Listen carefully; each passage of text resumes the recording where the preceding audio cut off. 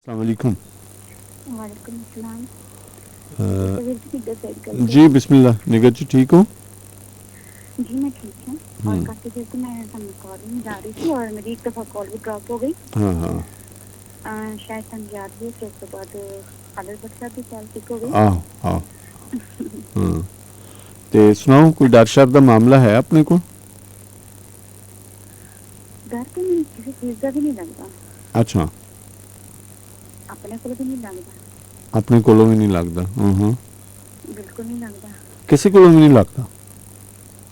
डर उਦੋਂ लगਦਾ ਹੈ हाँ ਯਾਨੀ ਕਿ ਮੈਨੂੰ ਲੋਕਾਂ ਕੋਲ ਕਹਿੰਦੇ ਨਾ ਲੋਕੀ ਡਰਦੇ ਨੇ हाँ ਤੇ ਜਦੋਂ ਹੁਣ ਦੇਖੋ ਸਭ ਨੇ ਗੱਲ ਕੀਤੀ, हाँ ਬੜੀ ਸੋਹਣੀ ਗੱਲ ਕੀਤੀ, हाँ ਸਭ ਨੇ ਆਪਣੇ ਵਿਚਾਰ ਸਾਂਝੇ ਕੀਤੇ ਬੜੇ हाँ ਖੂਬਸੂਰਤ ਤਰੀਕੇ ਨਾਲ, ਐਸੇ ਤਰੀਕੇ ਨਾਲ ਸਭ ਨੇ हाँ ਕਿਹਾ ਗਿਆ ਕਿ ਅਸੀਂ ਉਹਦੇ ਕੋਲ ਡਰਨੇ ਆ, ਉਹਦੇ ਕੋਲ ਡਰਨੇ ਆ, हाँ ਜੱਗ ਕੋਲ ਡਰਨੇ हाँ हाँ ਆ, ਜੱਗ ਕੋਲੋਂ ਨਾ ਡਰੀਏ हाँ ਤੇ ਫਿਰ ਇਹ ਸਭ ਕੁਝ ਭੋਗਣਾ ਵੀ ਨਾ ਪਵੇ।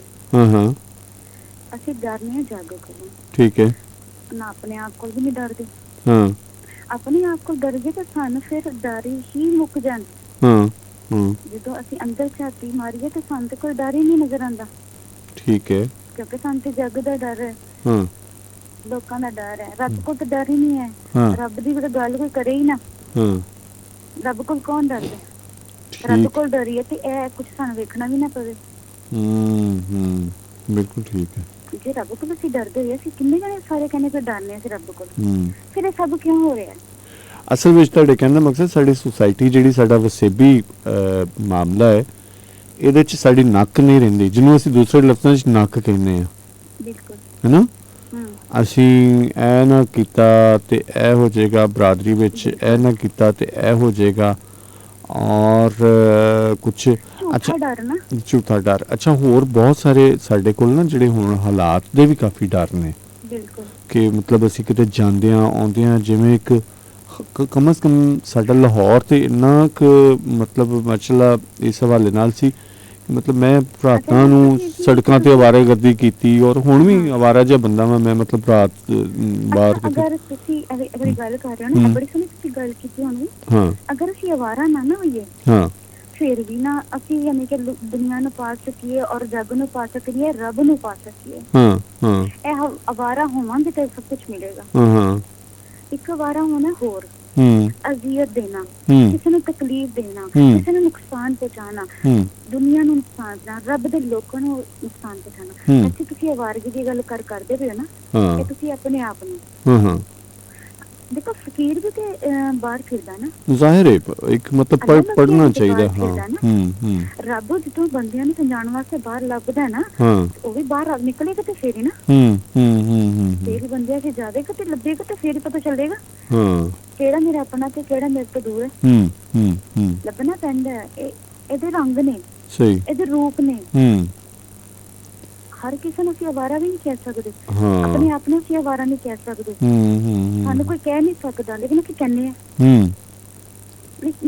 ਅਸਲ ਵਿੱਚ ਕਹਿੰਦੇ ਨੇ, ਜਿਸ ਤਰ੍ਹਾਂ ਹੁਣ ਦੇਖੋ ਇੱਕ ਭਾਈ ਗੱਲ ਕਰ ਰਿਹਾ ਸੀ ਕਿ ਮੈਂ ਡਰਿਆ ਫਿਰ ਉਸ ਤੋਂ ਬਾਅਦ ਉਹਦੇ ਰੂਪ ਚ ਪਤਾ ਨਹੀਂ ਕੀ ਸੀ। ਅਸਲ ਵਿੱਚ ਕਹਿੰਦੇ ਨੇ ਕਦੀ ਕਿਸੇ ਨੂੰ ਛਿੜਕੋ ਨਾ। ਸਹੀ ਸਹੀ। ਜਦੋਂ ਅਸੀਂ ਕਿਸੇ ਨੂੰ ਝਿੜਕਦੇ ਹਾਂ ਨਾ, ਉਹਦੇ ਵਿੱਚ ਪਤਾ ਨਹੀਂ ਰੱਬ ਉਹਦੇ ਚ ਜਾਂ ਮੇਰੇ ਚ ਹੈ। ਹਾਂ, ਮਤਲਬ ਉਹਦੇ ਅਸਲ ਜਿਹੜੀ ਉਹਦੀ ਕੋਮਲਤਾ ਜਿਹੜੀ ਹੈ ਨਾ, ਅੰਦਰ ਕਿਸੇ ਦੀ ਕੋਮਲਤਾ ਨੂੰ ਡਿਸਟਰਬ ਕਰਨਾ, ਉਹਨੂੰ। ਮੈਂ ਥੋੜੇ ਦਿਨ ਬੜੇ ਸਾਨੀਆਂ ਪਹਿਲੇ ਹੋਇਆ ਸੀ, ਇੱਕ ਹਫ਼ਤਾ ਯਾਨੀ ਕਿ ਪਹਿਲੇ। ਅੱਛਾ, ਮੈਂ ਇੱਕ ਚੀਜ਼ ਦੇਖੀ, ਮੈਂ ਆਪਣੇ ਅੰਦਰ ਦੀ ਗੱਲ ਕਰਨ ਲੱਗੀ ਜਦੋਂ ਅਸੀਂ ਜਿੰਨਾ ਡਰ ਇਕੱਠਾ ਕਰਕੇ ਬਾਲਣ ਜਿਹੜਾ ਬਾਲ ਲਿਆ ਤੇ ਜਿਹੜਾ ਬਾਲਣ ਹਾਲੀ ਬਾਲਿਆ ਨਹੀਂ ਜੇ ਲੈ ਕੇ ਜਾਣਾ, ਬਾਲਣ ਉਹਨਾਂ ਨੇ ਸਾਨੂੰ ਉੱਥੋਂ ਨਹੀਂ ਦੇਣਾ। ਸਹੀ, ਸਾਨੂੰ ਉੱਥੋਂ ਨਹੀਂ ਤੇ ਬਾਲਣ ਮਿਲਣਾ, ਤੇ ਅਸੀਂ ਆਪ ਹੀ ਇਕੱਠਾ ਕਰਕੇ ਆਪਣੇ ਮੋਢਿਆਂ ਤੇ ਚੁੱਕ ਕੇ ਲਿਜਾਣਾ। ਹਾਂਜੀ, ਠੀਕ ਹੈ। ਅੱਛਾ, ਇਹ ਬਾਲਣ ਅਸੀਂ ਆਪ ਨਾਲ ਇਕੱਠਾ ਕਰਕੇ ਆਪ ਲੈਣਾ, ਜਿਹਦੇ ਵਿੱਚ ਆਪ ਹੀ ਚੜਨਾ। ਡਰ ਸਾਨੂੰ ਏਦਾਂ ਹੋਣਾ ਚਾਹੀਦਾ ਕਿ ਬਾਲਣ ਨਾ ਇਕੱਠਾ ਕਰੀਏ। ਡਰ ਅਗਰ ਹੈ ਨਾ, ਇਹਨਾਂ ਚੀਜ਼ਾਂ ਦਾ ਡਰ ਹੋਣਾ ਚਾਹੀਦਾ, ਠੀਕ ਹੈ।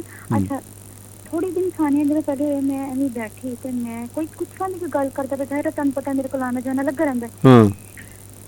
ਮੈਨੂੰ ਦੂਸਰੇ ਵਜੇ ਬਸ ਇਹੀ ਚੀਜ਼ ਲੱਗੀ ਹੈ ਕਿ ਜਿਹੜੀ ਬਾਲਣ ਅਸੀਂ ਇਕੱਠਾ ਕਰਕੇ, ਜਿਹੜੀਆਂ ਅਸੀਂ ਤਕਲੀਫਾਂ ਆਪਣੇ ਆਪ ਤੇ ਜਰ ਕੇ ਹਾਂ ਇਕੱਠਾ ਕਰਕੇ ਜਿੱਥੇ ਅਸੀਂ ਅੰਦਰਾਂ 'ਚ ਬੈਠੇ ਸਾਂ, ਹਾਂ ਅਸੀਂ ਉਹਨਾਂ ਅੰਦਰਾਂ ਦੇ ਵਿੱਚੋਂ ਨਿਕਲ ਕੇ ਅਸੀਂ ਰੱਬ ਦੇ ਸਮਾਨ ਥੱਲੇ ਆ ਗਏ ਤੇ ਹਾਂ ਅੱਲਾਹੂ ਦਾ ਨਾਰਾ ਪੜਨ ਲੱਗ ਗਏ।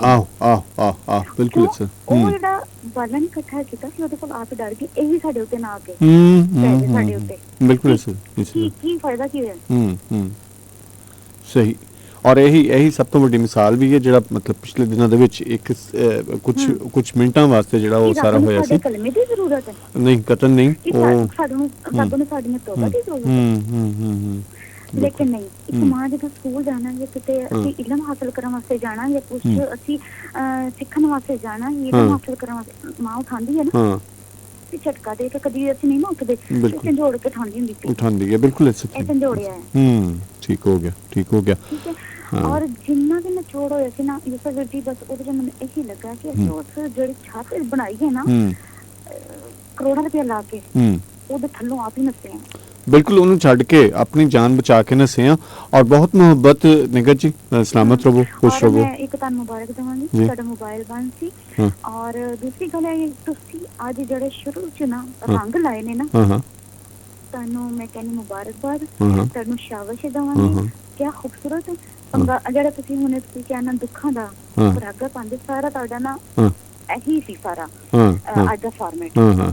ਬਿਲਕੁਲ ਸਹੀ, ਬਿਲਕੁਲ ਸਹੀ। ਬਹੁਤ ਅੱਛੇ ਸੌਂਗ ਤੁਸੀਂ ਲਗਾਏ, ਕਿਆ ਖੂਬਸੂਰਤ, ਮਾਸ਼ਾਅੱਲਾ। ਔਰ ਤੁਸੀਂ ਸਲਾਮਤ ਰਹੋ। ਤੁਹਾਡਾ ਪੀਰ ਵਾਲੇ ਦਿਨ ਤੋਂ ਗਲਾ ਖਰਾਬ ਹੈ, ਔਰ ਤੁਸੀਂ ਜਿਸ ਤਰ੍ਹਾਂ ਦੇ ਵੀ ਹੋ ਨਾ, ਸਾਡੇ ਦਿਲਾਂ 'ਚ ਖੈਰ ਹੋਵੇ, ਖੈਰ ਤੁਹਾਡੇ ਸਲਾਮਤ ਰਹੋ।